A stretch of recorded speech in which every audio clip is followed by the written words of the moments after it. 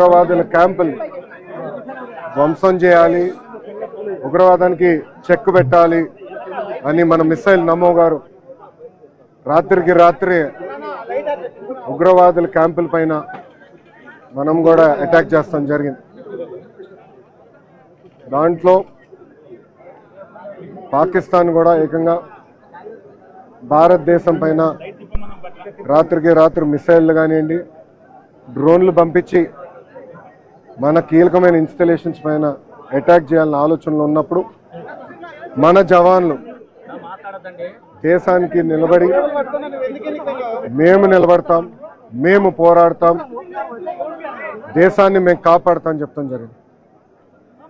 కుటుంబాలకి దూరంగా, తల్లిదండ్రులకి దూరంగా వాళ్ళు అక్కడ ఉండి దేశం కోసం అహర్నిశలు నిలబడుతున్న వ్యక్తులు. ఈరోజు జవాన్లు అక్కడ నిలబడారు కనుకనే, పోరాడుతున్నారు కనుకనే భారతీయులు ఆంధ్రులం మనం ఇక్కడ హాయిగా బతికే పరిస్థితి. దాంట్లో మొన్న జరిగిన దాడిలో మన నాయక్ చనిపోతాం జరిగింది. మురళీ నాయక్ చిన్నప్పటి నుంచి కూడా మిలిటరీకి నేను ఉంటాను, నేను చనిపోతే భారతదేశ జెండా కప్పుకుని చనిపోతానని పదే పదే అతని కుటుంబానికి చెప్తాం జరిగింది. కుటుంబానికి ఏకైక బిడ్డ మురళీ నాయక్. చిన్నప్పుడు వాళ్ళ అవ్వ తాతతో పెరిగిన వ్యక్తి. దేశం కోసం నిలబడతాను, దేశం కోసం పోరాడతానని చెప్పిన వ్యక్తి మురళీ నాయక్. ఇంత చిన్న వయసులో మురళీ నాయక్ చనిపోతాం నిజంగానే చాలా చాలా బాధాకరం. ఆ కుటుంబానికి అటు కేంద్ర ప్రభుత్వం, ఇటు రాష్ట్ర ప్రభుత్వం అండగా నిలబడుతుంది.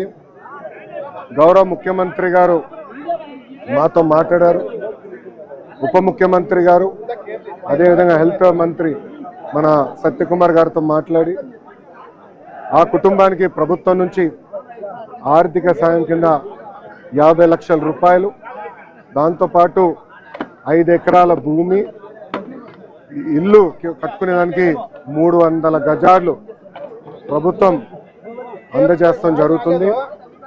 అంతేకాకుండా కుటుంబాల కోరిక మేరకు కుటుంబంలో ఎవరికైనా ఉద్యోగం ఇస్తే, ప్రభుత్వ ఉద్యోగం ఇస్తే బాగుంటుందని అడిగారు. కుటుంబంలో అంటే బిడ్డలు ఎవరు లేరు, ఒకే బిడ్డ కనుక తండ్రికి ప్రభుత్వ ఉద్యోగం ఇవ్వాలనేది కూటమి ప్రభుత్వం నిర్ణయిస్తాం జరిగింది. ఇంతేకాకుండా అంత్యక్రియలు సొంత భూమిలో జరుగుతుంది కనుక మెమోరియల్ కూడా కట్టాలని నిర్ణయించాం. ఇంకో పక్కన జిల్లా హెడ్ క్వార్టర్స్లో కాంస్య విగ్రహం కూడా ఏర్పాటు చేసి కేవలం తెలుగులే కాదు భారతీయులు మురళీ నాయక్ని ఆదర్శంగా తీసుకునే విధంగా ప్రభుత్వం ఉంటుందని తెలుపుకుంటూ